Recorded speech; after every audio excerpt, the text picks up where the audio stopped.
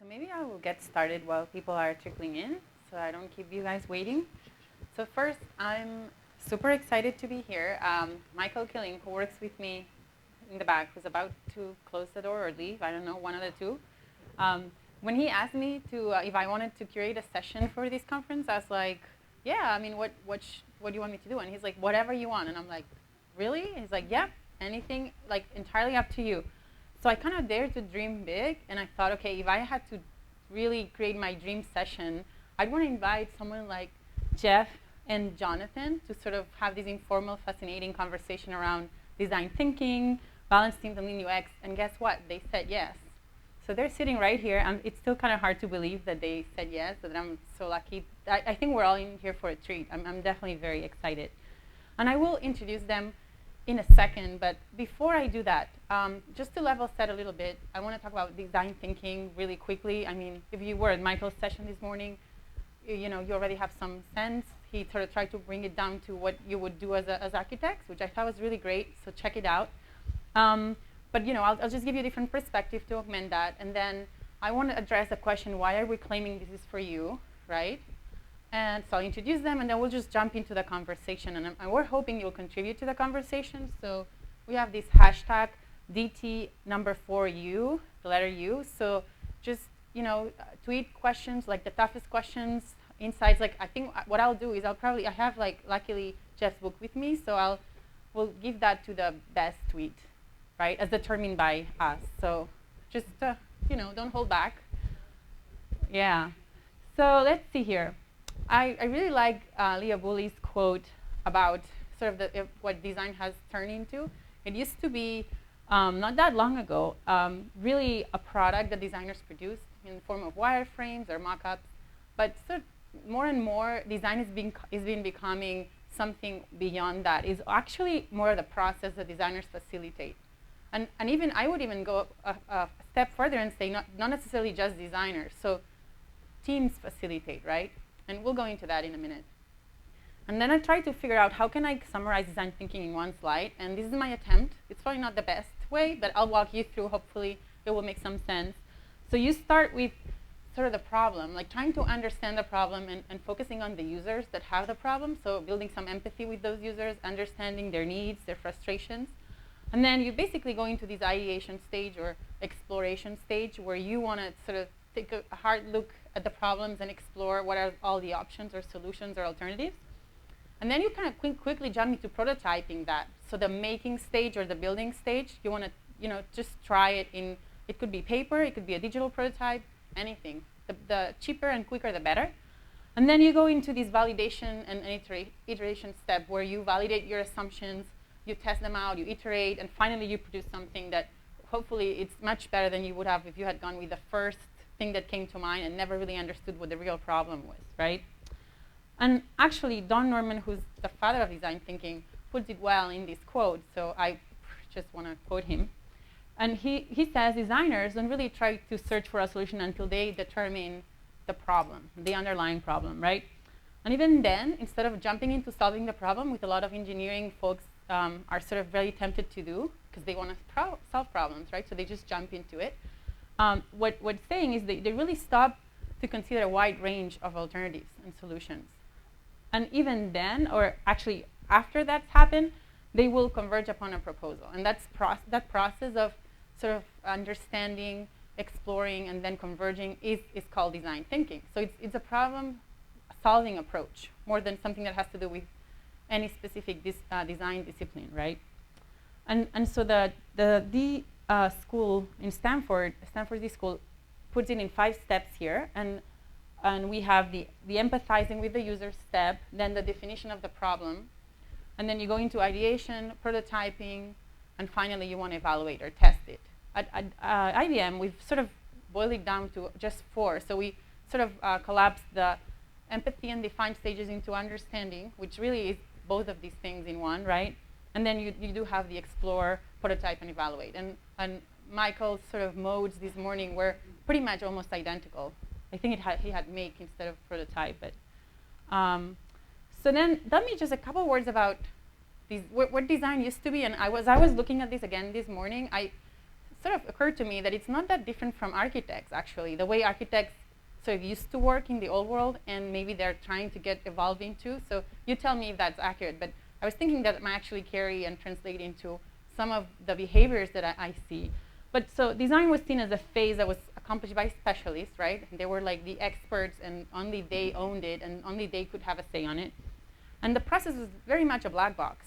So nobody really knew how they did their job. They just knew that there was these nice, shiny wireframes that came out of the magic hat at the end of their process that were like given to the team as like, here it is, implement this, right? And I think that might be a way that architects operate sometimes, where they just go away, they come up with this thing, and then they just give it to the team, right?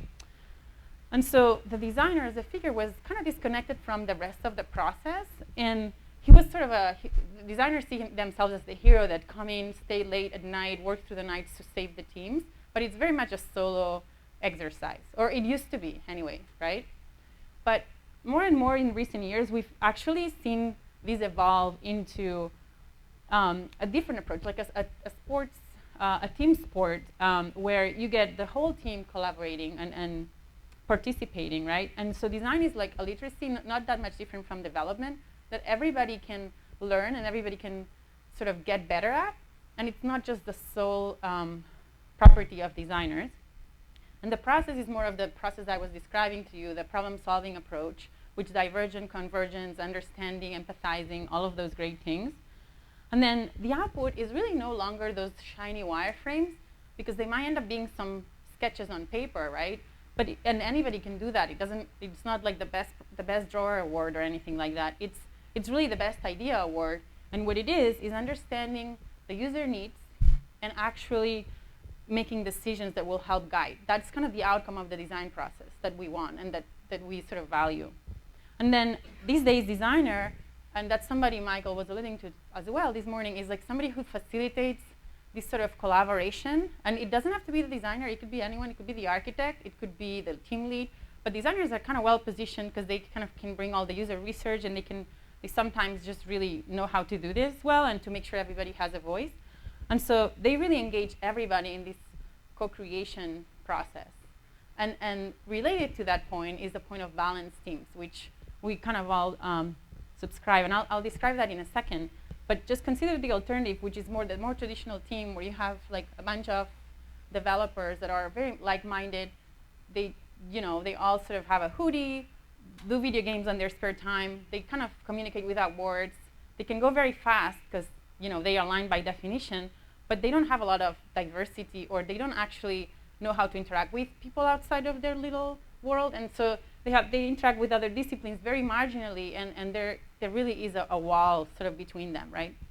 When you look at the more balanced team approach that we subscribe to, it's really different. It's having these T-shaped professionals kind of work together in a way that they have enough overlap that they can communicate very effectively, but at the same time, they all have many directions in which they could grow professionally and pair with other people and learn the other discipline. Like a designer can start learning how to code CSS, right? And so they can really become empowered by being able to implement their designs. And somebody who's always liked design but doesn't feel like they know how to do it, they can pair with a designer and learn more of the, ins and outs of it. And so this is a really sort of built-in, diversity built-in team that really optimizes for creativity and a much richer experience, not just of the product, but also of the team. Like being in this team feels much different than being on this other team, right? Especially if you're in the not core developer discipline. So another way to look at all of these, and I love this doodle by Hendrik Kniewerk. Did I say that right? Okay. So this is I think from an architecture perspective and even like a traditional perspective, you have this outcome you want to get to, or this product, and there's many ways to get at it, and maybe the easiest or the more immediate thought is you just build these components and you incrementally deliver functionality out to the market, and then you feel you're agile because you're actually doing incremental delivery, right? And so you're doing great. However, if you notice here, the user has to wait however long it takes from 1 to 4 to get any value whatsoever from this, right? So you could take you months or years. Well, the user, if you stop right here because funding runs out, user doesn't get anything. So that's not very great, right? However, if we look at the same problem, but we sort of focus on the user value and actually delivering tiny bits of user value, even if they seem very tiny at the beginning compared to where we want to go, this lets us do two things. On one hand, we're always delivering value, but most importantly, we're learning from each release. And we're not just learning by sort of guessing or making some more hypotheses, but we're actually validating hypotheses and we're putting it to great use, and then we're getting feedback. And in the first step, we're like, okay, well, maybe something to hold into it would be really great. And the second is like maybe something to go up the hill would be really great. But you're learning from the users of the software, of the product, right? And so this is actually, if funding ends here, well, the user is still better off than like 2 steps ago. And if you end up here, then they can still pretty decently get from point A to B. So they're going to be much more thrilled than in the previous scenario, right? That's for sure. So that's how the power of user-centric sort of development and product development in particular is very useful. So now, I don't want to take too much time, but why am I saying that design thinking is for you? Well, the reason is because I very strongly believe that it's for everybody, right? And so since you're a sub group of everybody, design thinking is for everybody, and I would affirm it for all of you, but we'll love to hear if you think differently. Definitely tweet us or raise your hand. We want this to be a conversation, right? And I mean, I've seen this work, and Michael has a great example of how he's put all these best practices into work for architects, so definitely check that out. But there is a lot of other, like there is ballet dancers in ballet productions that are using it. There is, in education, they're using it. Any time you need to understand, there's a complex problem, you need to understand the needs, and you want to iterate rather than jump right into something, which is pretty much all the time. This is going to be handy. So with that kind of quick one-on-one introduction, I want to take a second to introduce my wonderful speakers here. So Jeff, I don't think he needs any introductions, but I'm going to give it anyway. So he is the father of basically bringing Agile and UX together, right? When a lot of the Agile folks were not even aware of what UX was or that it pertained them at all, like Jeff was the only one sort of saying, hey, wait a minute, guys, how are we combining these two things? And I hope he'll talk more about that. Another thing, well, he's been my role model for at least 6 years, which is why I'm super excited that he accepted to come here.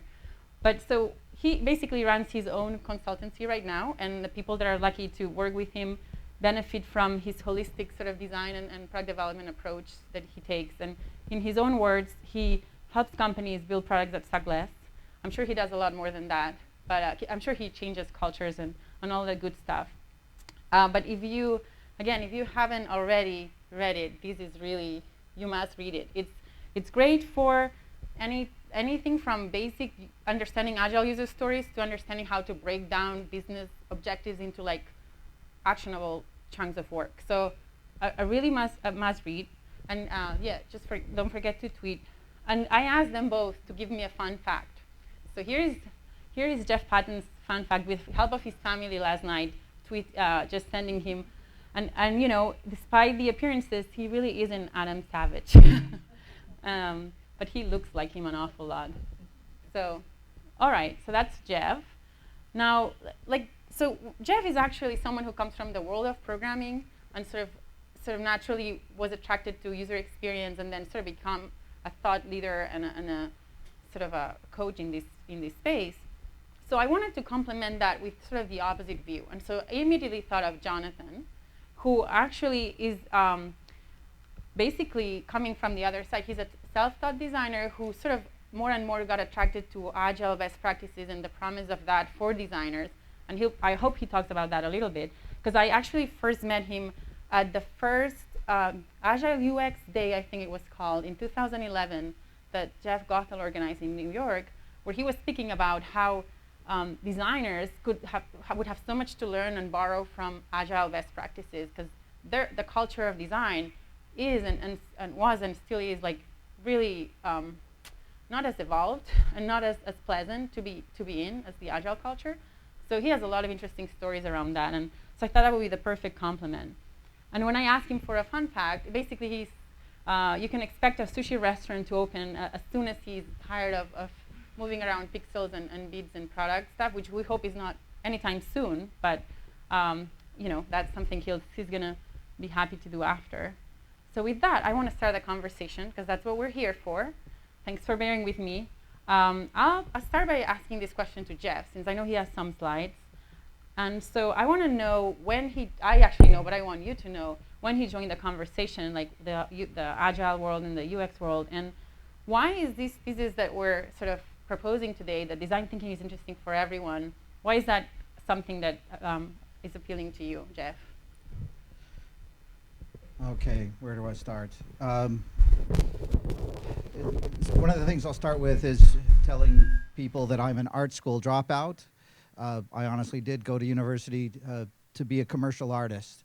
I found that was going to take a long time and be a lot of hard work, and I wasn't going to earn very much money. And I could write code well enough, and so I switched over to computer science. Now, by the time I actually started programming professionally for a living, I found that if you're an art school dropout, or at least at my company, it automatically made me the UI guy.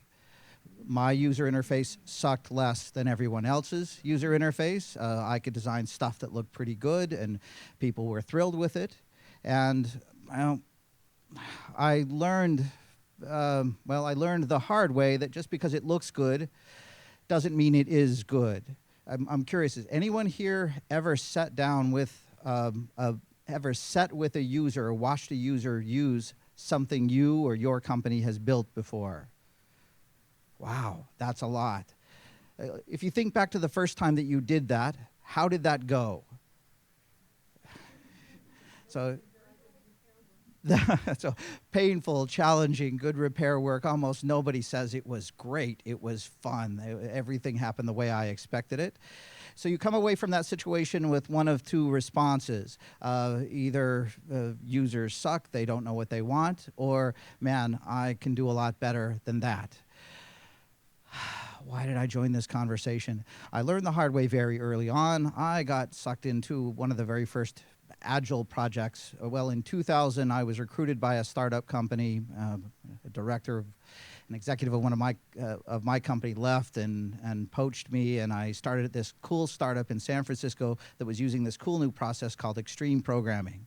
They'd hired this guy named Kent Beck, who had written this book called Extreme Programming Explained, and that was cool. And I heard mentioned in the talk in this room previously a guy named Eric Evans, who wrote a book called Domain-Driven Design. Eric was one of my teammates back then, and he was just a guy that had strong opinions about how we should be talking about this stuff. In any case, I got this great start with agile development, but one of the things that really pissed me off about agile development is they use this process where you get somebody called a customer product owner, you put them in the room, and you ask them to tell you what to build. It seems like basic agile off the shelf was driven by smart people who already knew what they wanted, and if that wasn't the case, things would go wrong. I'd learned over the previous decade of software development that, well, when I thought I was wrong, I usually showed up with when I thought I was right, I'd show up in front of users and put it in front of them, and it sucked. And I learned that the only way to get it right was to spend a lot of time with users and understand them deeply. It was agile development that drove me deeper into design practice, because I met all these very smart people who knew an awful lot about software development, who were really proficient at what they did, and I had no good language to talk with them about what I thought was important. And that drove me deeper into understanding design practice. Now, in the spirit of full disclosure, hey, you didn't set a timer for me. I need to, what am I at? In the spirit of full disclosure here, look, throughout the 90s and into the 2000s, my design process was a little bit Steve Jobs-like. I went out, I saw people, I knew what to build, and I would tell people this is the right thing to build. Boy, it was post-Agile that I started to realize there's a lot of power in collaboration. And I learned that there was, well, a lot of the traditional design processes weren't so collaborative. They were experts that went into rooms and came out with cool design. So what I found what really valuable about design thinking is what Ari described as this posture of it's us. We all work together to design. Ari showed, IBM's design thinking process that was, help me, understand, explore, prototype and evaluate. Look, I got to go back to the original, or the people that kind of hold the gold standard for design thinking, and that's the Stanford D School. And the first step there is empathize. There's specific about choosing that word, empathy. It isn't understand, it isn't research, it isn't collect data. Look, when I first started with extreme programming, there was a practice called customer on site. Look, I need you to imagine you're Jane Goodall for a minute, and imagine you meet up with an Agile person. Well, do people here who know who Jane Goodall is? So Jane Goodall, darn. In the conversion, we lost it. Build's gone. That's okay. Look, Jane Goodall goes out into the field, studies primates, and imagine if Jane Goodall were to meet an Agile person and they would say, look, that's horribly inefficient. We've got a new process for you called chimpanzee on site. Instead of spending all that time going out into the world and watching chimpanzees work, we will bring a chimpanzee back to you, and that way if you've got a question, you just turn to the chimpanzee and ask them. That'll be remarkably efficient. That's not how you understand chimpanzees, and it turns out that's not how you actually understand users either. I learned the hard way in the 90s and continued into the 2000s that if I wanted to understand users, I needed to go where they were. I needed to sit. I took this picture, and I'm watching this guy work, and it's very early before office hours in a bank in Wilmington, Delaware, and I'm working with other people, and we're watching this guy work. Has anybody... I was going to say, has anybody ever been to a CVS pharmacy? But wow. God. Not last night. Yeah, bad time to go last night. But however, look, there are those kiosks in CVS pharmacies that Kodak puts up there. You can bring a USB stick, or you bring your camera and plug it in, and you can develop a picture. Now, the guy on the left is a designer, UX person. The taller guy on the right he's a product manager, and the guy standing kind of behind him is a lead developer. Those three people are working together. That short lady with white hair does not work on the team. She's been sitting there trying to print a picture for the last hour, and these guys have been watching her. Now, and they stop and talk with her, and they're doing this throughout the day. I kind of push them out to do this stuff. At the end of the day, the tall guy's a product manager, says, this has been the worst day of my life. And the best day. He's been the product manager for this product for a long time, and he said, look, I've never understood how much pain I'm inflicting on people. I promise you, if you look your customers in the eye, you will not prioritize the backlog the same way you used to. Empathy comes from direct face-to-face experience. It comes from conversations. It comes from talking to people where they work. This is a lady who manages this dress shop at Nordstrom. I did a lot of work with brick and mortar retail, and going through my deck, I've got a lot of people sitting in back offices doing boring things. This is from, that guy is a stock portfolio manager. This particular company, we showed up, we're building a portfolio management product. We asked them, look, can we talk to portfolio managers? We really want to understand the way they work. And they say, no, they're really busy people. We can probably set an appointment with you maybe sometimes next week, but we'll see what we can do. We say, can we just go down and watch where they work? And they said, no, that's, you'd be in their way. It's a real busy thing. You should stay off the floor where they work. We said, well, can we just go stand back and take a couple pictures? And they said, no, you definitely can't do that because there's all kinds of legal ramifications about that. And we said, well, are they here in this building? They said, yeah, they're down on the 3rd floor, but you can't go there. So we went over the elevator, pressed the 3rd floor. We went down there. There is a lot of security, but we watched them through a glass window where people are kind of buzzing in and out. Somebody says, "Are you trying to get in?" And, well, come on in. And so we follow them in. We stand back. We watch these guys work. This guy turns around. He says, "What are you guys doing?" Well, we're working on the new portfolio management system, and we kind of want to watch where you guys work and how you're working. He says, "Come over here, sit down, and let me show you how this goes." Him and a bunch of other people gather around. We talk about this, spend a lot of time, and at the end he says, "Wow, this is great. Nobody ever comes down to see us." Last empathy story I'll tell, and let me see if I can speed things up here. I mentioned Kodak before. Kodak asked me to go to Mumbai to work with people there, and I'm thinking, oh, this is awful. I can't tell them about empathy if they're doing outsourced development. But in fact, they weren't. Look, the guy on the right is a product manager for portable printers. The guy on the left is from China, and he designs portable printers. And the guy in the middle uses portable printers.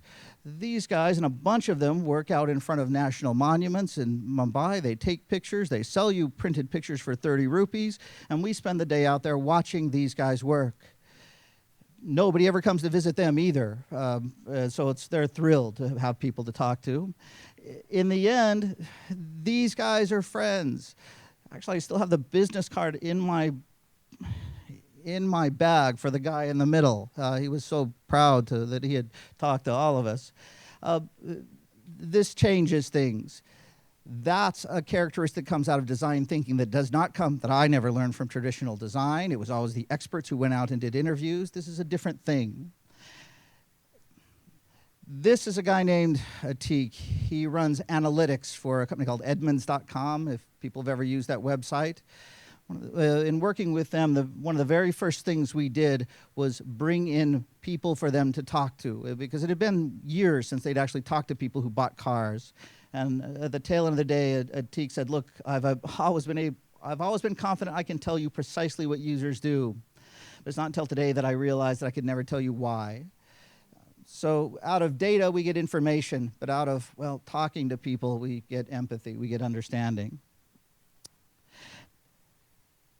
See if I can go faster through this next part. Look, the two things that seem to be counterintuitive about design thinking are that empathy thing. And if I had to bristle at IBM's calling it understanding, that's one thing.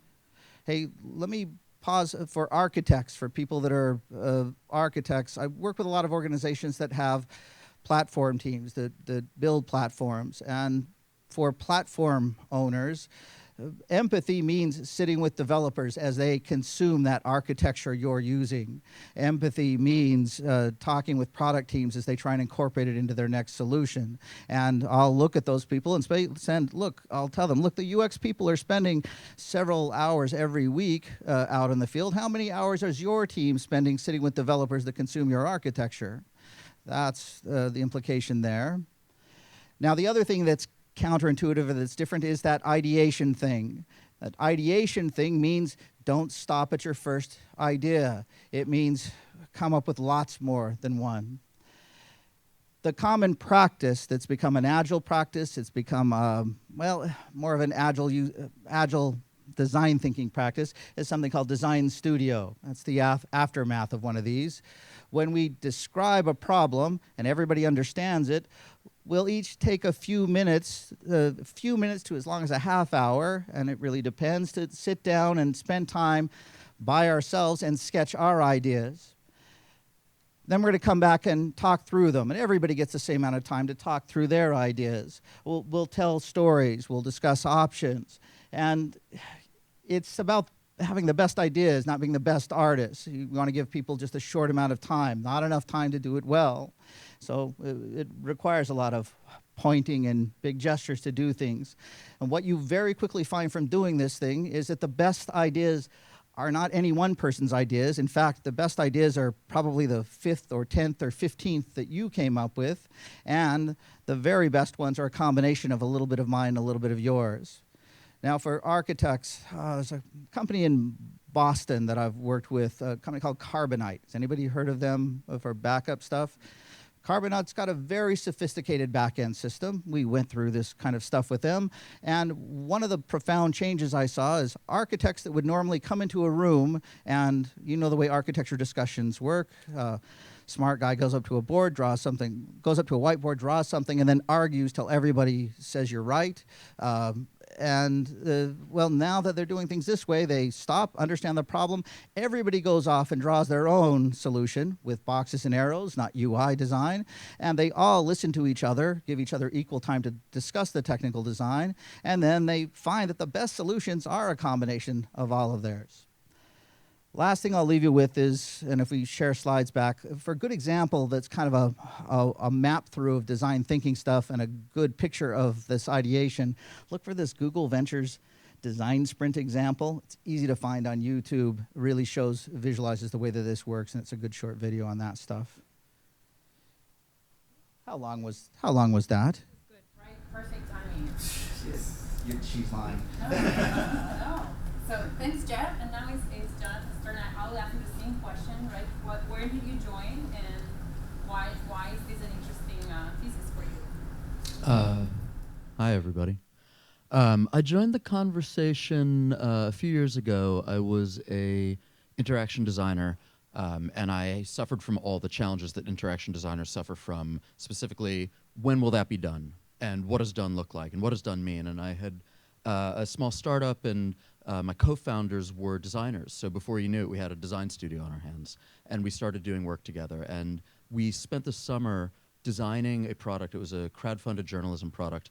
And at the end of the summer, the client came into town. He said, "Thanks so much. This is great. Now I'm going to take your work, and I'm going to fly down to Florida and kind of hand it off to the developers." And I saw red. I was livid. There's no way these mean, nasty developers were going to knife my baby and screw this product up and not really deeply understand, as I did, because I had been spending time with this for the entire summer, which features are gold plating, which features are essential for the customer's point of view, for that empathetic, human, user-centered point of view. So in this kind of very hostile, pugilistic mode, I bought a plane ticket and I flew down to Florida to protect this client from getting mugged by those mean, nasty developers. And when I got down to Florida, I had this revelation, because those mean, nasty developers were sweet and smart and wonderful, but beyond that, it wasn't just them. It wasn't that they were the rare unicorn team that possessed those qualities. It was that they were working in a framework and working in a process that facilitated those types of relationships and led to this kind of team sport approach to building product, rather than this series of ivory tower practitioners. So I spent a week in Florida, and I went back to New York, where I live and practice, and said, well, I either need to move to Florida or find somebody in New York who's doing this. And happily I did, and I spent the last 7 or so years working with the Agile XP consultancy. And in that time as a consultant, I was probably on about 25 or 30 different products, from large enterprise to small startups trying to ship an MVP. But the through line for all of those products was, what does it look like to take these techniques, and in this case it was Agile, kind of XP-derived techniques, what does it look like to take those techniques and bring them to design? So I got very interested in this conversation because design thinking is something that, like design, can tend to get design in general can tend to get ghettoized. And oh yeah, the guy with the black turtleneck, they're the designers, they'll make it pretty, and we'll figure out how it works. And that doesn't, in my experience, tend to lead to optimal outcomes. That tends to lead to a lot of siloing and a lot of communications overhead. And you don't want to design by committee. You don't want everything to be everybody's. But to develop healthy literacies in multiple domains and healthy practices around communication and decision-making has turned out to be a really, really helpful set of values and practices. And design thinking turns out to be, in my experience, one of the better vectors for spreading the benefits of design and spreading the notion that design is how it works and not just how it looks to other constituencies, specifically software architects and engineers. I'm going to tweet that. That was really good. Oh, cool. You might get your Was book, that Jeff. 140 characters? Be careful, you might get your own book. Unless they're doing a great job at tweeting. I hope you're all doing that. Well, did that answer the question? Yeah, unless you have anything else you want to... I have more questions, so if that's good. Yeah? Yeah, sure. Great. So So I have one question, and then I'll go on to your. I'll ask you if you have questions, or I'll look at. So if I'm looking at my phone, I'm looking at Twitter. I'm not texting my mother. I swear. So I'd like to know. I'm curious. What's your thought on how agile and design thinking are similar or different? I mean, do you see them as being radically opposed, somewhat similar, overlapping? I think Jeff and I have fairly different perspectives on this, so I'll take a quick stab. Agile and design thinking, to my eye, are implementation methods around a larger notion, a larger value of optimizing for low cost of change, optimizing for quick trips through the think, make, check loop, and optimizing for a human-centered and user-driven rather than requirements-driven process. I think it's a recognition that at the beginning of the project, which is traditionally when requirements are drafted, we know less than we ever will about the product that we're trying to build. And so these are techniques that help us get away from that and help us align the way we build things with what users need and what the cheapest way to get there is. Mary gave a great keynote this morning talking about the difference between traditional civil engineering and software engineering. And I'd suggest, and she alluded to it in her talk, that one of the really key differences there is in the old world of building bridges, the time to plan and the time to build are orders of magnitude different. And so it makes a lot of economic sense to plan, get it right that first time, or you're iterating through the build, but get that plan right, and then you hand it over to the build team. And in order to do that, in order to stage your work across people with different specialties, you got to optimize for predictability. You got to have deadlines. You got to know when things are going to be done and handed over. Whereas in this new world where we're building with bits, and the cost of plan and the cost of build order of magnitude-wise are the same, optimizing for predictability probably isn't where we ought to optimize. What if we start optimizing for low cost of change? So instead of having to be right the first time, you just have to be right enough that you're giving users something valuable and meaningful. You can go out to the world and you can let the world tell you what you did right. So if those are the goals, to me, these are just different ways of getting there, and they speak to different constituencies. I like design thinking as a vector because it helps get design into places where usually it's not. But I don't really, in my heart, feel that they're meaningfully different other than in the kind of historical details. So this will end up being a little bit of a panel discussion. See, maybe I'm a little old school, and we were talking about this a little bit, and I came into Agile development fairly early on, and in the old school Agile that I first encountered, the people who decided what to build were different than the people who actually built, and they were separated. They didn't work together. So if I look at how Agile and design thinking are different, in my mind, Agile isn't about learning. Agile isn't... one of the core characteristics of Scrum is this thing called a burn down chart. And on the left edge of the burn down chart is the sum of all the stories, some of the estimates of all the stories we've got to build. And every sprint we do some more work and we burn it down. But it starts with the assumption that we can build a backlog for what to build, and we can burn it down. And one of the core tenets of a basic Agile process is some sort of short development time box, an iteration or a sprint. And boy, I remember when I started, we were working with 3-week iterations, and now 2 weeks is common, and other teams are doing things I have a lot of teams that work in a week iteration.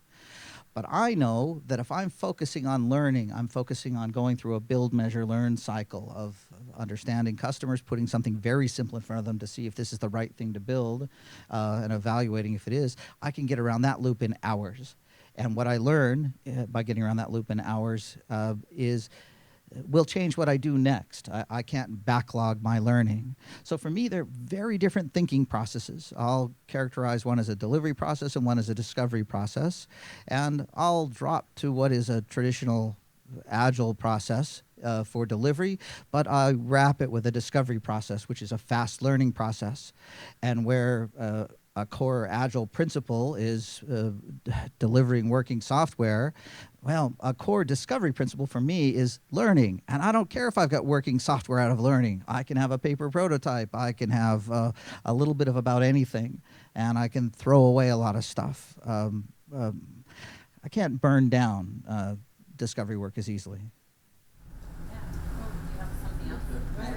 feel like we might be in a little bit of violent agreement here. But the company that I spent 7 years with building in kind of the XP idiom for a long time was developers only. And at some point, designers and product managers came into the fold as well.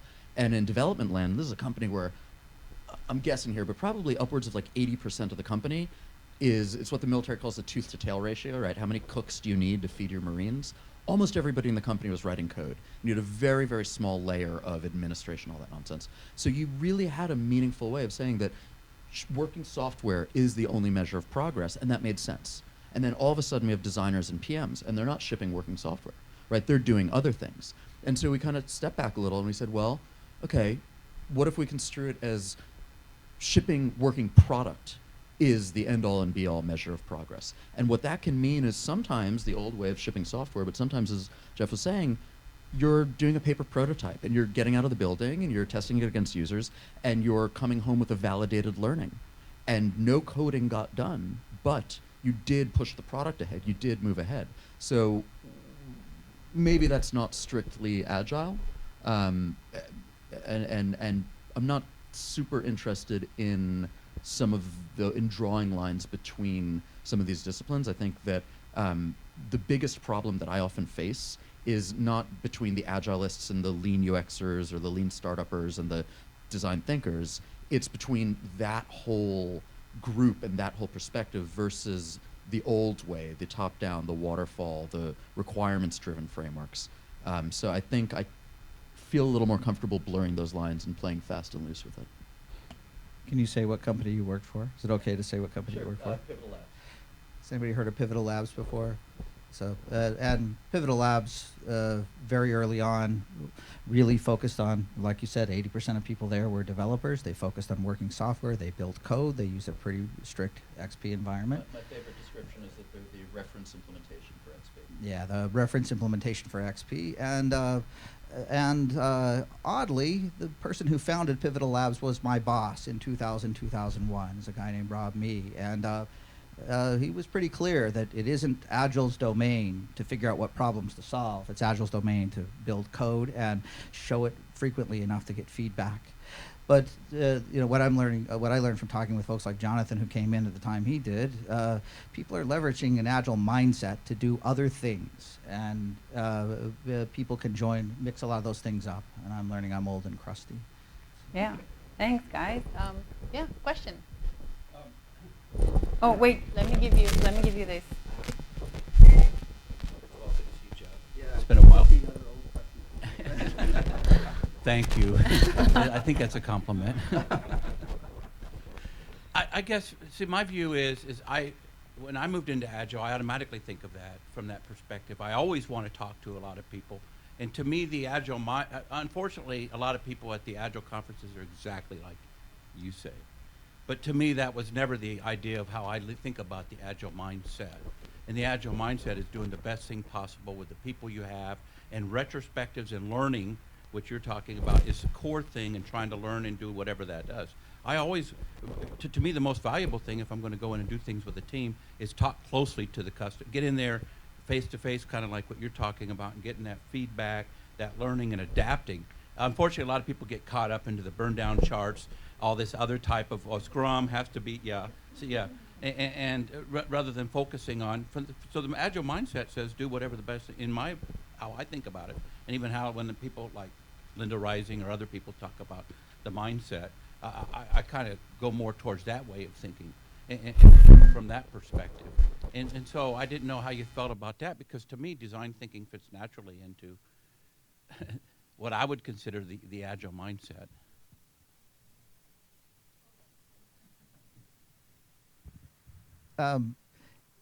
Yeah, I think I agree. I think I suffer some post-traumatic stress disorder from the people I learned from very early on. Notably Rob that founded Pivotal, and notably other my friend Alistair Coburn, who lives close by me, who just was big on the collaboration, but kind of didn't. there's after pushing Alistair on who gets to decide what the product does, and him thinking that's not a design thing, that's a capturing requirements thing. And Alistair's notable for being one of the Agile Manifesto authors, but he's also notable for writing a best-selling book on use cases. And I'm looking at Rebecca, who also has a lot to say on that subject. But an Alistairism, after pushing him over and over for years on this, he said basically that there's design inside the code and design outside, and he finally said, look, if it's your decision to make, it's design. If it's not your decision to make, it's a requirement. And I can remember talking with other Agile luminaries, guys like Ron Jeffries comes to mind, and after sharing time with Ron and Chet outside of Ann Arbor for a while, Ron finally said, Jeff, all this stuff you're talking about is really important and somebody ought to worry about it. I don't want it to be me. So there's a lot of that posture too. I think both are true, and you take that Agile thinking and apply it to design, you get the right stuff. But not everybody does. Thanks, yeah. Who's Paul Breitzman? Yes. You have earned a book in your tweets. It was that good. Yeah, wow. That was that good. We're not even done yet. And you all who are like not tweeting, maybe you should think about it. Because this book is. Oh, I'm sorry. This book is really worth it. So. I didn't sign it. He'll sign it later. Make sure he signs it. Make sure he signs it. Yeah. But if you're going to sell it, more good tweets. Yeah. And if you have a question you want to ask, oh, there we go. I'll get this. Do you believe that design thinking is universally applicable to every software solution that you might architect? And if not, what criteria would you use to determine its applicability and relevance? I had a question about that, so thanks for asking. Yeah. I absolutely don't like to talk in absolutes. So I don't know about every software process or project ever, but we can talk about tendencies, and we can talk about where it's more applicable, where it's less applicable. I think that for instance, if we drew a spectrum where on one end you've got, rapidly prototyped web-based consumer-facing apps, and on the other side you've got, the software drivers for the space shuttle. There's probably a lot more applicability of design thinking on this side of the spectrum than here. One metric that you might use, or rubric that you might use, is uncertainty, right? Because over here we've got a great deal of uncertainty about, are we building the right thing? And so in order to address that, we optimize that think, make, check loop so we can get out and not have to be right the first time, but ask the world what it'll do. Whereas over here, asking the world entails, putting a couple, million pounds of thrust manifested as fire out of the butt of a big metal can. Like, you're probably only going to do that a few times, so we're going to try to plan a little more up front. So maybe that original axis of atoms versus bits can be instructive. Maybe uncertainty can be instructive. But I would say that even on this side of the spectrum, I'd suggest that the way, the cultural norms and the values and the ways and the process may be so ossified, they don't have good feedback loops, they don't tend to have good checks on, are we doing this the right way? Are we taking advantage of modern technologies, modern thinking? Maybe it'll be more expensive to shift over, and you ought not shift.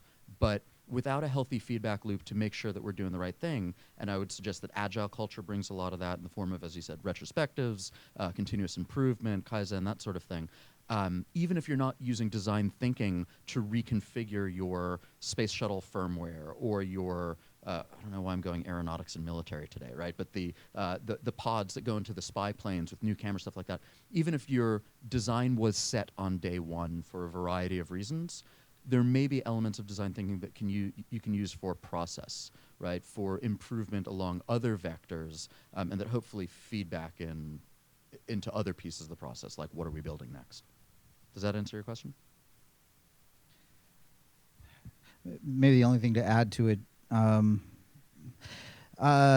write on a lot of airplanes. I rode back on an airplane on a long flight, and I sat next to a guy that was coming back from Italy, and I he was talkative, and I asked him what he did, and he said he taught design. And I said, oh, that's funny. I teach design also. And he'd just come back from working with Fiat and working with car manufacturers. And we were talking with him, and I said, one of the things I really have to focus on is, one of the things I do is, dead simple. I get people out and have them start talking to their customers again, because they kind of forgot how, or they don't do that anymore. And he looked at me like, why the hell would you do that? Because he taught design and taught design thinking for people who designed fuel pumps and people who designed internal components in cars, for engineers. And for them, the empathy stage was replaced by a deeper dive understanding or exploration. And what they were empathizing with, was maybe the users and consumers from the outside, but their deep dive was in how fuel pumps work and other fuel pumps and other options and things like that. Their prototyping was, they really did prototype fuel pumps. They really did prototype all kinds of things. They followed what was a design thinking process. They deeply understand your problem and consider lots of solutions and prototype lots of solutions before moving on. And those seem pretty universally. I can't imagine a situation I'd be in where I would not want to prototype and try out a solution before shipping it, especially if it mattered. So for me, design thinking doesn't work. It only works if things don't matter. Just now gonna lots of say, if questions. you have to build a sandcastle, then you probably don't need to use design thinking. Sorry. So, hold on. More questions. Who was first? I wasn't paying attention. Oh, he's not gonna have something relevant. I have something relevant to what Jeff just said. Is that better? So just to supplement what he said about this other space that is aviation or avionics, GE Aviation is going through the same thing across GE. We have a process called FastWorks, really inspired by the lean startup. And you're looking at engineers that they have 6,000 iterations for a design, and they want to bring that down. So they're still doing the rigor, but they think that through technology, through collaboration, they can reduce the 6,000 iteration of an engineering effort into like 10 times. Still with the same rigor, same with the safety, but so yeah, even in developing jet engines, you could still use some of the design thinking, and it's been widely adopted in GE, 130 years old company. So. Yes, of course. So I work in a group, which was recently organized and split, but of UX people and software architects, which is a very interesting combination of people to put together. And the user experience designers in our group, they are very good at creating visions and the ideation, and I mean everything that you described as design, and they deliver tremendous value to the organization. And the software architects, on the other hand, seem to be these sour people that always see all the risks and constraints on the road. At least that is how we seem to be perceived as software architects by my colleagues then occasionally. We have good relationships, though. But the question I have is how, do you have any experience in making that trade-off? I mean, when do you impose those constraints, especially if you're working iteratively, right? Because these phases that described, the ideation, yes, after the ideation you want to put the constraints, but if you're working in an iterative design fashion, maybe you want to impose some constraints while you're developing, sort of.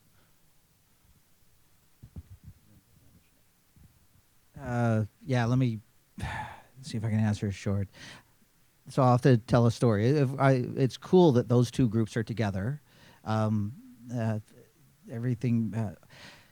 Years ago, I was pulled into this weird workshop, this cool highbrow workshop, where they had pulled in architects, traditional software architects, and they had pulled in UI people. So for people, if they're UX people, I had lunch with Jacob Nielsen there. There was the guy that designed the original Photoshop. There was a guy named, the guy that wrote the Polar Bear book.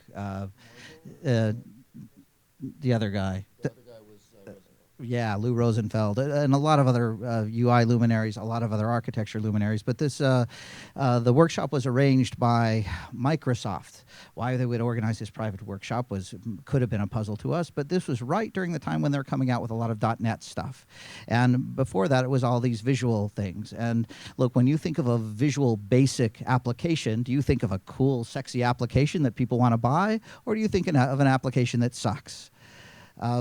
But when all this .NET stuff was coming out, Microsoft wanted to shed that image of applications that suck, and they did pretty well at it. .NET applications don't suck. They are, generally fairly good. Now, if I fast forward, they located us for this workshop in Half Moon Bay at this beautiful hotel, and we had an evening keynote speaker, and the evening speaker was an architect. He was the one who built this hotel and lots of other big hotels. And one of his points was, I don't understand why there are two communities here. I'm an actual architect, and I learned hard engineering skills, and I learned how to design things from a user's perspective and an aesthetic perspective. I went to school, got a postgraduate degree to do all this stuff. And it's weird that you guys have separated this into two roles. In a weird way, you're putting it back, so they go together. Now, the one role that might be missing that imposes constraints, to finish your question, is sort of the product role. I'll go with a mantra that comes from a guy named Marty Kagan, that we're looking for the intersection of what's valuable to our organization and to its users, what's usable, and what's feasible to build given the time and tools that we've got. We're always solving for those things. We need to understand the market and what they want. We need to understand time constraints, the feasibility constraints, that define stage before you ideate is an attempt to put constraints on. And what goes wrong sometimes in design thinking is not putting constraints on early enough. Don't know if I've got good solutions for you, but. Can I add to that? I would say exactly that, but so the constraints come not just from the user research that designers bring, but also you invite the developers, the architects to your workshop, to your ideation session. That's how you get that feasibility check. That's how you get those constraints in there. Because if you don't, you are going to be dreaming like blue skying, which sometimes is appropriate, but if you have a deadline and you have constraints, that is not very productive. You really want to have those constraints early so you don't waste any time. It's another way of doing lean, so you're just really not wasting time. You know what everybody in the organization know, you should bring it into the workshop. And that's the balanced team notion as well. The other thing is, realistically, not every people don't think the same, and I can't tell you how many times. I want people there that are grumpy, that really understand the constraints and things like that. And I can't tell you how many times we've been doing this work, and people are grumpy, and that's not going to work. That's going to be a huge problem. And then we come in the next day, and that person says, "I've been giving a lot of thought, and there is a way to make that work. It's just." It just takes it takes sleeping on it, and you want that voice that's thinking of what could go wrong in there. I know there's a question back there, and I know that Rebecca had one, but anything? I'll just chime in very briefly on that last point. I read that as an opportunity to turn empathy inward and to make sure that the team is operating as a team with enough of an understanding. The design studio technique that Jeff was highlighting earlier is a great way to do that, to get everybody at the table and to get away from I'm the architect, so I get to make these decisions, and you're the designer, so you get to make those decisions. These should not be existential claims. For payroll and HR purposes, they may need to be, but we are people, we have literacies in various fields, and just because your primary literacy is in software development, it doesn't mean you can't say smart things about design. And the better we get about dissolving those barriers and respectful communication, at times the domain expert will, by fiat, say, listen, I'm really sorry, I'm putting my foot down. I know as a design concern, you're barking up the wrong tree, and we don't have time for me to really air out the whole thing. And as a team, you need to be respectful about it, but it really feels like a empathy and communication issue. So I just wanted to point out one thing. I've been inspired by a guy, his name is Sung Lim. He's written Realizing Empathy. He has a website called Realizing Empathy. I met him at an object-oriented conference a few years back, but he was a software guy. He went to RISD, and then now he's around helping people realize empathy. And anyway, he's got a great book on that and a website. He's a really good inspiration. But one of the things about realizing empathy is great as long as you have follow through and you know, it's great that I can empathize with you, but then I have to go do things.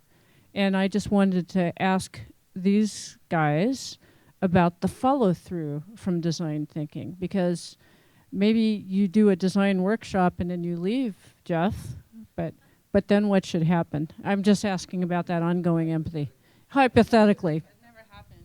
Yeah. Do you want to? I think Jonathan's. You do. So let's. In talking about design thinking, actually, I'll talk about. I've seen a lot of broken design thinking. What I mean by that is design thinking separates in two separate boxes: empathy and prototyping and testing. And what I like about lean startup thinking, and I think where Jonathan, that's why I want to pass to Jonathan, is with lean startup thinking, we wrap those two things around. We, instead of empathizing sometimes, we acknowledge that we come into any problem with some level of empathy and understanding, and we combine that level of empathy and understanding with lots of good guesses. Our cool new word for guesses is hypotheses. Then we figure out how to test our hypotheses, and when we get out there, we do two things. We spend part of our time talking with people about the way they work today, getting empathy, and then the other part of the time, and when I'm doing this with users, I'll bridge and say, okay, we've been working for solutions for people like you, and we get feedback on a solution. And oftentimes the empathy part helps us realize this is a stupid solution, and we stop that. But we wrap it around. When I'm working with users, I do empathy and testing at the same time. Lean startup thinking pushes us to go faster, validate faster, and lean startup loops aren't about velocity. They're about, well, not software delivery velocity, they're about learning velocity. Yeah. Yeah, I'd add that that's a great point and a big problem. I've seen a lot of teams that will say, we recognize the value of user testing. We got to get out there and talk to the users. And they'll go out there and talk to the users and then just throw it all, just ignore the results, right? There's no good callback into the product development process to make sure that those learnings are incorporated. And I don't think there's an easy answer there. I don't think there's a silver bullet. But it's something to remain cognizant about and to be insistent that on the team, those empathetic learnings are fed back in somewhere rather than just kind of spit out the back. I know we got it. We're in an architecture conference, and there's a lot of architects here. And one of the guys I like listening to talk lately is a guy named Bill Scott. Bill Scott has a book coming out called Lean Architecture. Bill Scott used to lead a lot of architecture stuff for Netflix. He's just recently changed over to PayPal. And Bill will talk about one of the key characteristics of a good architecture is how fast we can deploy experiments and learn. He has a mantra of use before reuse. We want to prove that people want to use what we're building before we worry about scaling and reuse. And he talks about rethink. You can find recorded talks from him online about how he's trying to take PayPal's architecture and make it a lot more like Netflix's architecture, where it's very fast to deploy experiments and very fast to learn, and then very fast to take those to scale those up to production. Hey, I know there's a question at the back from. Okay, so I'll let the person in the back first, and then you, who in the back wanted to ask a question. Okay. Go ahead. I think as a change agent and as an architect and a change agent, getting your developers basically to accept your ideas, I think the idea is to actually is to get them to the point to think like you do. So it's sort of like lead them to your answers. I kind of think that's sort of the answer to that. Say it again, if you could. Can I rephrase what you're asking? See if I got it right. I think you're asking how do you... I don't know if you're asking how do you... Okay. Okay, can you repeat it then? Yeah. So I think as a change agent, if you're an architect and you want to lead your developers to basically capture what you think is good for their solution, then you need to basically get them to come up with the solution, but the solution is yours, so you'll need to actually lead them to your answer. So I think it's called planting seeds, And it works really well when you do collaborative workshops, like Jeff was saying, like you kind of build on off each other's ideas and you just plant a seed there as an architect and you let it grow in people's heads. And they eventually, soon enough, they'll think they had this idea, which is fine, right? Because you want buy-in. And Jeff has something else. My friend Alistair refers to that as facilitation. Facilitation and manipulation combined. So if it's becoming a good facilitator, that helps that work. I know that word. Thanks, Jeff. I hope somebody tweeted that. I want to remember this word. You had something, and then behind you, if you can pass it. You had asked the question earlier, is there ever a situation where design thinking isn't appropriate? And there are a couple of comments after that kind of got me thinking. From my perspective, it's always appropriate if there's a person involved at all, period. Sometimes it depends on who that person is. Who are you designing for? In some cases, you're designing for an end user. In some cases, you're designing for an engineer. In some cases, as an architect, you are designing for the C-level suite. So it kind of depends on who you're trying to solve a problem for. But it's always for a person. If there's a problem where there's no person involved ever, then maybe not. But those are my thoughts. Can you pass it behind you? And I'll give you guys this mic. So we have mic in the audience and mic here.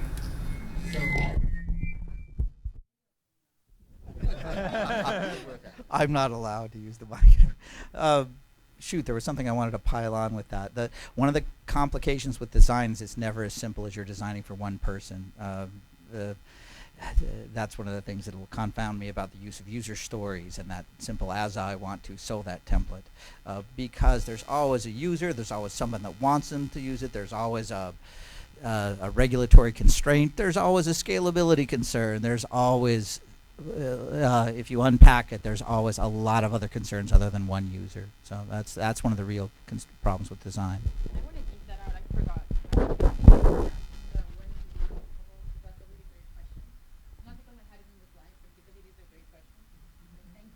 I'd also suggest, just to finish up on your point, if you find yourself designing and building for the C-suite with any regularity, probably want to start looking for another job.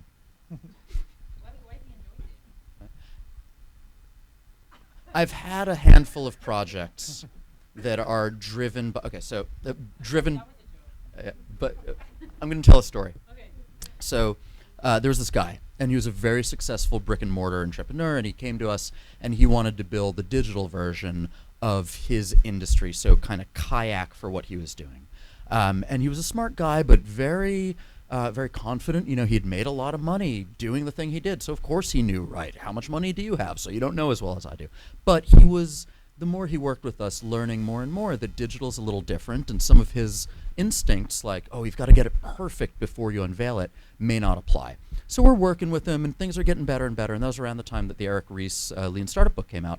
And so, you know, I found a copy of the book, and I gave it to him, and I said, do me a favor, give this a read, because I think it's going to help you understand the why behind a lot of the practices that we do and the things that we say. And he said, okay, cool. So he was reading the book, and he came in once or twice a week. Every time I saw him, how's the book going? He goes, yeah, I'm liking it, it's okay. And he said, oh, I'm going on vacation, I'll see you in a week. I said, great, you'll finish the book, right? He goes, yeah. So he gets back from vacation. How's vacation? Oh, it's beautiful, sun, surf, all that. Great. How did he like the book? He says, oh, I found a better book. And I said, really? And he pulls out the Steve Jobs biography by Walter Isaacson. And I go, oh, no. And he says, this really clarified my thinking. I've got a singular vision, and if I only hold fast to it, then my pure genius is going to come manifest in the world. So that's the perspective from which I say, if you find yourself just answering to the C-suite too often without those grubby users getting their mitts on what we build, If your process strategy is to be Steve Jobs, it's maybe not a good one. Is there a question? Hello. Okay. So our organization has went agile through much kicking and screaming, and the development groups have seen, in my opinion, great results. I'm on the architecture team. The architecture team has basically stated that agile is great for them. It will not work for architecture. And it's been a tooth and it's basically, I'm the only standout saying, I've heard things like, oh, we can't possibly have it deliverable in 2 weeks. And so I was wondering, is that a common to other architectures, or did I just get bad luck of the draw? Sorry, what is the what common to? the resistance to an iterative process. Like I'm trying to like between so architectures tend because again they're back to the I'm going to go into the room and design everything up front still. Okay. Yeah. I mean, I think. Do you have any advice for getting them out of that mindset? Yeah. This comes back to the team sport stuff. There are a handful of really kind of human social motivations for a lot of that. No, leave me alone. Maybe it's job security. I'm the only one who knows this corner of the code base. And as long as that's the case and this is mission critical, I know I'm safe. It can be ego driven in a similar regard. But I've found some people at the end of the day, they got into this business to sit alone in a dark room with a glowing screen to not talk to other people. And some people will stay that way and won't be a good fit as the process drives more towards team sport, more towards collaboration. But some people are just a little scared and they need a little help, and you can usher them there patiently. I know Joe's got some comments, but I want just to pipe in with designing anything, there's always kind of Agile by itself is sort of tactical and fine-grained. It's making progress. And every time I hear this, I think of an old Guy Kawasaki quote, and you don't have to know who he is, but he'll talk about looking at your business through a telescope and a microscope. We've got to respond and act tactically, but we've also got to have a bigger long-range vision. There are lots of times that we paint ourselves into an architectural corner by building lots of little things, and it drives me crazy not to think of the whole big picture. That's why I wrote this book called Story Mapping, which is a way to look at a backlog other than looking at one little thing at a time. It allows me to see the big picture, and I'll build things like story maps so that architects can understand where we're going with this project, to look at it over time like over releases of time, not next sprint time.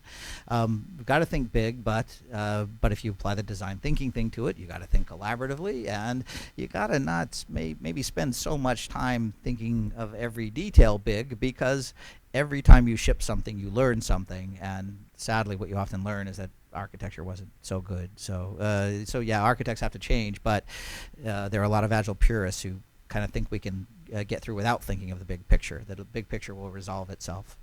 But yeah, I want to kind of add to that, because this is a pet peeve of mine, actually. Okay, you have 2 minutes. I'm just kidding. I won't add on too long, but I mean, I think it's a double-edged sword. So it's not only the architect, but it's also the Agile people not welcoming the architects into or the QA or whatever. I mean, one of the challenges we've had is to that mindset. Oh, the architecture is just going to magically emerge. Oh, these important system qualities, just wait till the last responsible moment.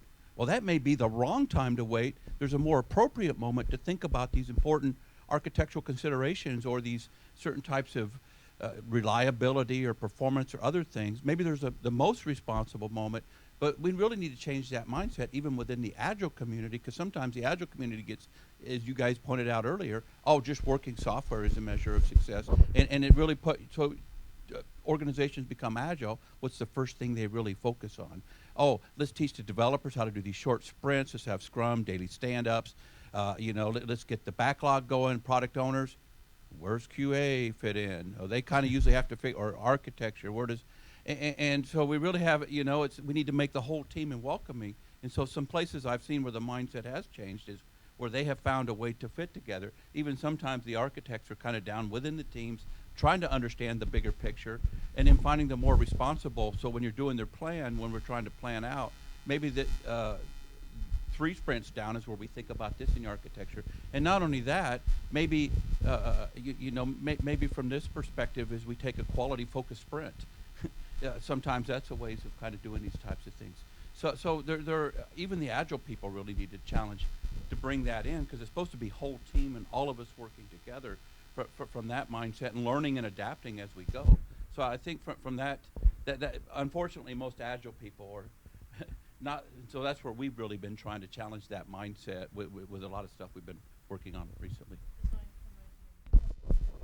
Yeah, I'll get a little crusty on that one, and I'll take a little bit of an issue with that.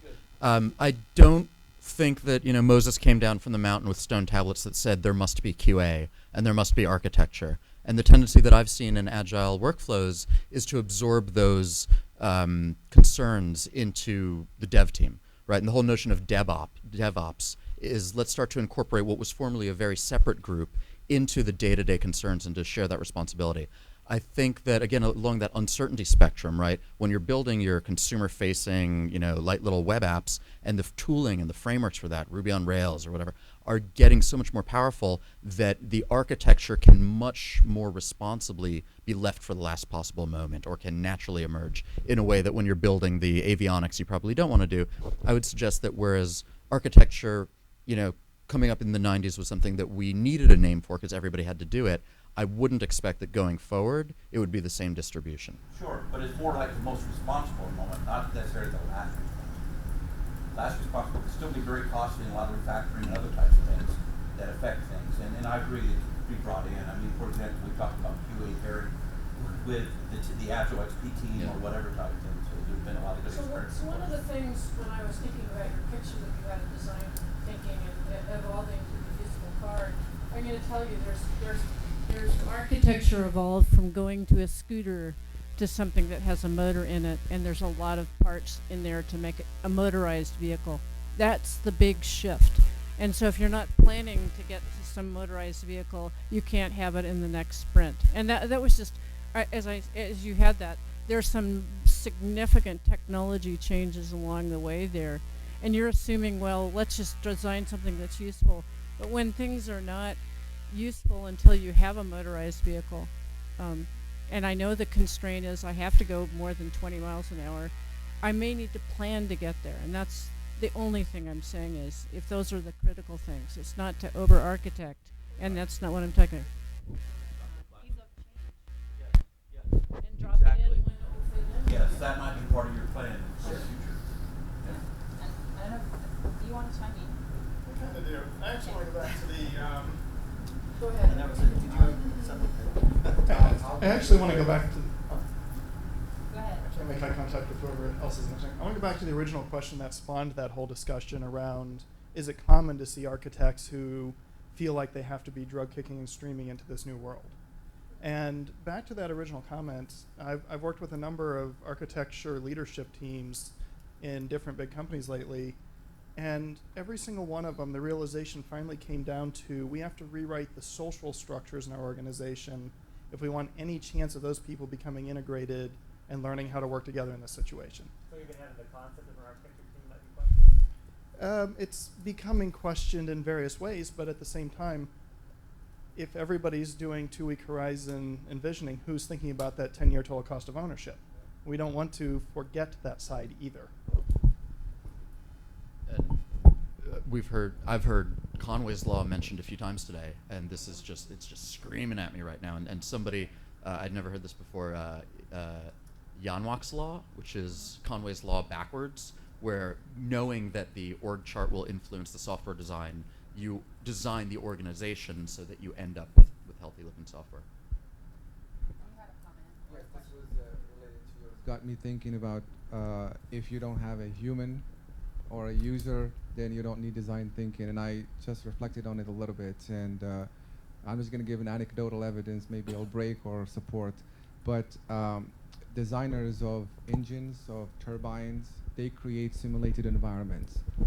So they can do quick learning of how this will work when it's icy, how it will work when it's hot. And that is the replacement of a user. They go and try it out in that environment. Sometimes you build the engine and you have to take it, and then you bring it back and you say, well, things break. So there is no user there. There is an environment, a context within which that particular product needs to work, and you need to get closer to that context, which sometimes you have to simulate it. And I worked in a research center where we had a bunker where we can blow up stuff. So that is similar to yes, and sometimes you are invited by your mechanical and materials engineers to attend when they were blowing up something, but you create that simulated environment, which I think there are similarities. You go to the user, you go to the environment. So it rubbed me a little bit the wrong way, so I was thinking about an example. I don't know if this fits. Thanks for the thought. It's definitely interesting to think about that. To turn it on. Okay, so any more questions? Because thank you so much for participating so actively in the conversation. Here, one more. I guess I just had an observation, having been in software for a long time and been in different disciplines, and seeing that that it's to me, when you have two disciplines that come from different perspectives, the challenge is that arrogance is the stopper to innovation, whereas humility and empathy are the accelerant. And bringing that into the culture, into the discussion, is what really breaks down those barriers and helps people look at it differently. Okay, I'm giving you the T-shirt award for saying that. This is the IBM Watson T-shirt. And this reminds me to invite you all to the Watson. I mean, we're not done yet, but I don't want to forget. So the Watson reception 6:30 Salon C, and I know they said RSVP. Doesn't matter. Come. Like, don't please don't stay in your hotel room because you have an RSVP. Okay, and you maybe you want to wear that shirt. I don't know.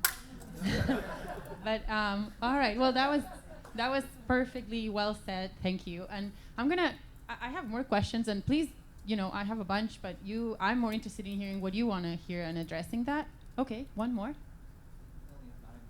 Yeah, I know. It's great. Is there a body of knowledge for design?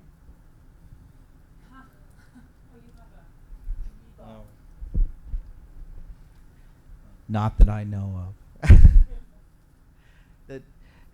What is it?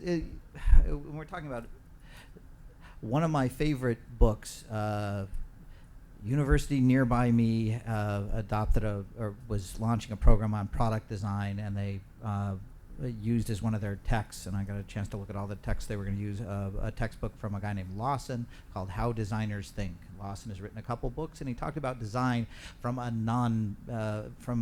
he was a discipline agnostic. So he talked about people who design software. He talked about architects, people who design machines, and people who design a lot of different things. And he kind of pointed out that there's differences in language between all these people and how they work. And I think for that reason, design ends up being a fairly different thing. You were talking about machine examples, and I was thinking of my weird machine example. I had to look up the company name, a company called Merrill in Iceland that designs fish processing equipment, and those designers were trying to work with machines that figured out the optimum angle to hold a fish at to drain the blood quickest from the fish, and at what temperature the fish need to be heated to so the blood would drain out. And these are the kinds of prototypes they're iterating with. And design, what design means to them is very different than what design means to somebody who designs software, is different from what design means to people who design services that involve people and humans talking with each other. But the closest thing to a common design language for me is design thinking, frankly. And I think what we're going to start to see is a conjoinment of what people like GE and others are doing.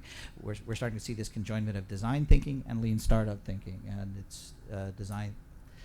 Look, in one of my slides, I mentioned the Google Ventures video that talked about, they show a good example of Design Studio. At the tail end of the video, they say, tune in for the next thing when we'll show you another installment of what we did to fix this design. There's no next video. I'm not sure why, but one of the subsequent videos online from that Google Ventures group is an interview conversation between the guy who wrote the book on design thinking that from IDEO, what is his name? Change by Design, and I don't think it's David Kelly. He wrote a book called Change by Design. That author will come to me as soon as I put this mic down. And Eric Ries, and they're having a panel discussion. They're having a discussion about how design thinking and lean startup thinking are complementary. Somebody's going to conjoin those things, and then at least we'll have a next best kind of general abstract view of design until somebody else comes up with better language and applies the thinking elsewhere. Tim Brown. Yeah, Tim Brown. So you can see it's a worthless discussion, frankly. I don't think they got anywhere, but at least somebody put them together, and they were thrilled to talk with each other. There's something there. Yeah, go ahead. Look, you watch the video and you decide. But at least companies like GE and a lot of companies are looking at this cocktail of, and the cocktail starts to be agile thinking, design thinking, lean startup thinking. You have another question? Follow up. Oh, yeah. I'll jump in. I think Sure. Jeff covered it pretty well, but I'll highlight that marketing is a legitimate concern here. And there's a core of shared ideology among these different implementation methods. But if design thinking or lean startup or one of these is the silver bullet that gets it into Harvard Business Review or whatever, and gets the C-suite to start thinking about this and start pushing it in from above, and you've got practitioners on the ground pushing it from below. One of the design challenges I'm most interested in, and personally I do a terrible job of it, is what does it look like to spread these ideas? What does the marketing look like in order to make these amenable and open the door and let us in to kind of change the culture and change the process? So just as a follow-up to your question about, is there a body of knowledge, I would suggest maybe design patterns, at least from the architecture lens, that's analogous to a body of knowledge around design. Now, design patterns are completely different from design thinking, but it's a, because there's complexity inherent in technology and what we're building. We've established patterns as ways to cheat, to kind of get to a solution quicker. And there may be design thinking challenges that fall outside the scope of what those patterns can accommodate for, but they're there to leverage when it's appropriate, when it makes sense. I forgot about that part of the question. Body of knowledge, what does that mean? Is there a canon, or is there a universally accepted, here are the things that you need to do and understand and read in order to do something? Design is such a sloppy word that, I tell people I'm a designer and they go, oh, did you design that shirt? I'm like, no, not that kind of designer. Oh, did you hang that wallpaper? No. So helping design, and particularly the type of design we tend to do, designing products or systems, build a common language, but more importantly, build a common understanding that if you can start to define done, you can start to define what design technique in the toolbox is going to help you get to done. I think that's the preliminary step to starting to get a little bit more of that common language.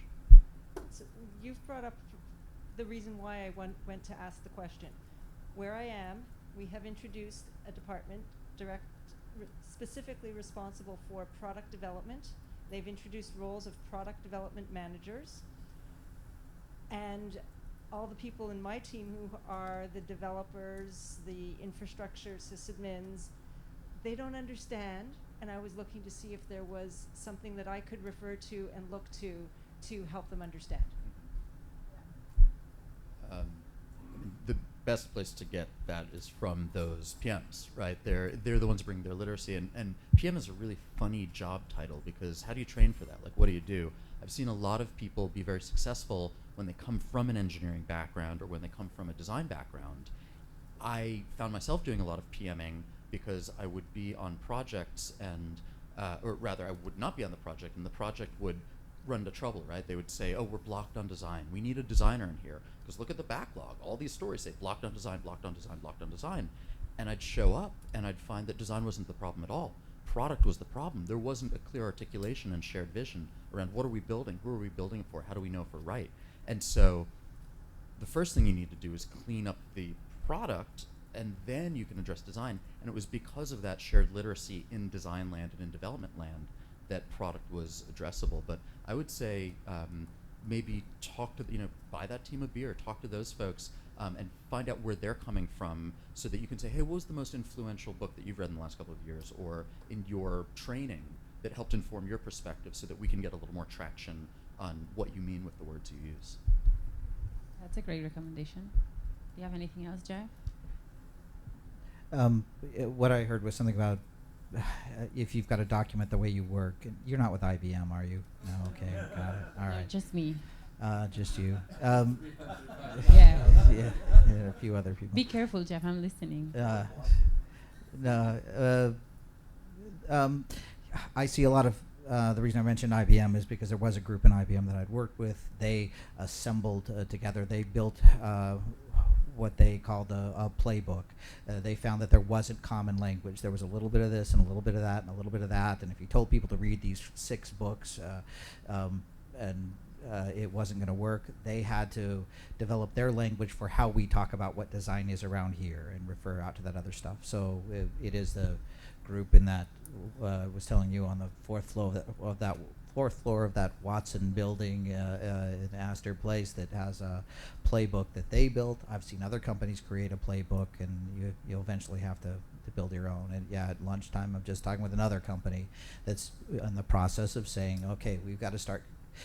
Each one of these disciplines has their own separate language for design, but we've got to start talking about what product design means to our company, and we need to start building our own common language. And my guess is if you're GE, you've probably got the seeds of one of those there too, and you probably had to write it yourself.